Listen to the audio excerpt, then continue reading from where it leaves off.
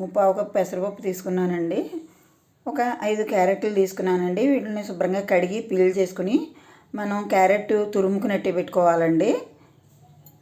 కొద్దిగా కొత్తిమీర, 6 పచ్చిమిరపకాయలు, 1 ఇంచు అల్లం ముక్క తీసుకున్నానండి. ఒక నిమ్మకాయ వరకు రసం తీసుకున్నానండి, నిమ్మరసం. పోపు దినుసులు 4 ఎండుమిరపకాయలు, ఒక ఇంగు చిన్న టీ స్పూను తీసుకోవాలండి. ఇందాక తీసుకున్నాం కదండి పచ్చిమిరపకాయలు, అల్లం, కొత్తిమీర.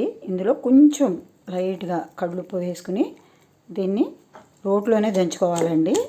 శుభ్రంగా 2-3 సార్లు కడుక్కుని ఒక పాన్లో పెసరపప్పు, క్యారెట్ కలిపేసి 2 గ్లాసులు వాటర్ పోయాలండి. అందులో కొంచెం కడులుప్పు కూడా వేసి ఉడికించుకోవాలండి. మనం ఏ గ్లాస్తో అయితే పెసరపప్పు పోసుకున్నామో అదే గ్లాస్తో 2 గ్లాసులు వాటర్ పోసుకుంటే పెసరపప్పుకి ఈ ఒక్క క్యారెట్ తురుముకి సరిపోతుందండి. దీంట్లో వాటర్ అంతా డ్రై అయిపోయింది. ఒకవేళ పలుకు కూడా ఇలా ఉండాలి, మరీ మెత్తగా స్మాష్ అయిపోకూడదు. ఇలా ముట్టుకుంటే కొంచెం ఇలా ఉండాలి. ఒకవేళ ఎక్కువ కనుక వాటర్ ఉంటే ఆ వాటర్ని చేసుకోవాలండి. మ్యాక్సిమం వాటర్ దానికి అలా సరిపోతుంది. పాన్ తీసుకుని అందులో 2 స్పూన్లు నెయ్యి వేసుకున్నానండి. ఫస్ట్ మనం ఇంగు వేసుకోవాలి ఇందులోను. ఆ ఇంగు వేగుతుండగానే స్టవ్ సిమ్లో పెట్టుకోవాలి. ఇంగు వేగుతుండగానే పోపు దినుసులు, ఇందాక చెప్పాను కదండి, ఆ పోపు దినుసులు వేసి వేయించాలి.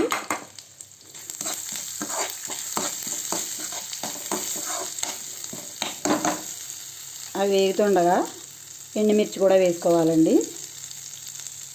పోపు వేగిందండి. అందులో ఇందాక మనం రోట్లో దంచి పెట్టుకున్న అల్లం, పచ్చిమిరపకాయలు, కొత్తిమీర, సాల్ట్ వేసి దంచుకున్నాం కదండి, అది వేసి ఒకసారి కలుపుకోవాలండి. మనం ఇందాక ఉడకబెట్టుకున్న పెసరపప్పును క్యారెట్ ఉంది కదండి, అది ఇలాగే పలుకుగా ఉండాలి. ఎక్స్ట్రా వాటర్ ఉంటే ఇందాక తీసుకోమని చెప్పాను కదండి. తీసేసుకున్న తర్వాత ఈ కర్రీని తీసుకెళ్ళి మనము ఈ వేయించుకున్న పోపులో వేసేసుకోవాలండి. సాల్ట్ అన్నది మనం రుచి చూసి కూడా వేసుకోవచ్చండి. ఇందాక పప్పులో ఉడికించినప్పుడు సాల్ట్ వేసాము. అల్లం, పచ్చిమిరపకాయలు, కొత్తిమీర పేస్ట్ చేసేటప్పుడు దాంట్లోనూ కూడా వేసాము. కాబట్టి అది ఇది కలిపి సరిపోతుందండి. సరిపోకపోతే చూసుకుని వేసుకోండి.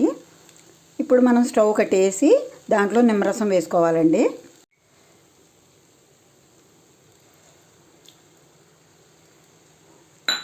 నిమ్మరసం వేసానండి.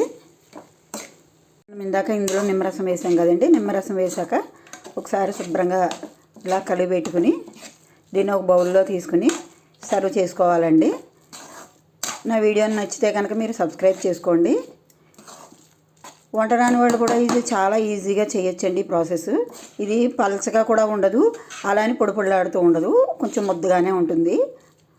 చాలా బాగుంటుంది కూడా. టేస్ట్ ఎలా ఉందో చూసి నాకు కామెంట్ బాక్స్లో కామెంట్ పెట్టండి. Thank you friends.